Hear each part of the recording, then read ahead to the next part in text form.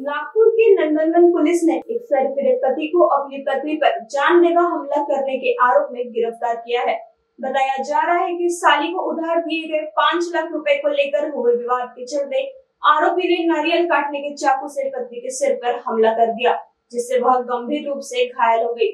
आरोपी की पहचान हसनबाग निवासी शमशेर रमजान शेख उम्र 33 वर्ष के रूप में हुई है। शमशेर ने अपनी पत्नी रेशमा की बहन आसमा को 6 महीने पहले घर निर्माण कार्य के लिए 5 लाख रुपए उधार दिए थे। पैसे लौटाने में हो रही देरी को लेकर वह बेहद गुस्से में था। वह अक्सर अपनी पत्नी को पीटता भी रहता था। रविवार की सुबह दोनों के बीच फिर से विवाद हुआ, जो देखते ही देखते हिंसक हो गया। गुस्से में आकर शमशेर ने नारियल काटने वाले चाकू से रेशमा के सिर पर कई वार किए। गंभीर रूप से घायल रेशमा को एक निजी अस्पताल में भर्ती कराया गया, जहां उसका इलाज चल रहा है। पुलिस ने शमशेर के खिलाफ हत्या के प्रयास का मामला दर्ज कर उसे गिरफ्तार कर लिया है और आगे की जांच नंदनवन पुलिस कर रही है। हसनबाग या ठिकाणी राहणारे पती पत्नी आहेत।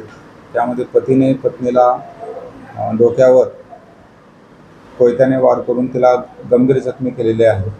तिला जीवानिशी ठार मारण्याचा प्रयत्न केलेला आहे। त्या अनुषंगाने जुबैर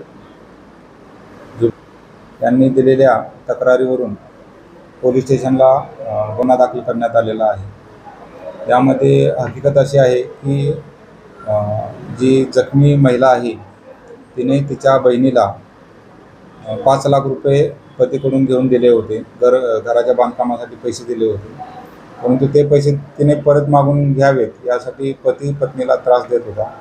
त्यामध्ये गेल्या 1-1.5 महिन्यापासून वारंवार वाद होत होते आणि त्या वादाच्या ह्याच्यातून काल पतीने पत्नीवर नारळ कापण्याच्या कोयत्याने डोक्यावर वार करून तिला गंभीर जखमी केलेली आहे आणि महिला ही हॉस्पिटलमध्ये उपचार घेत आहे।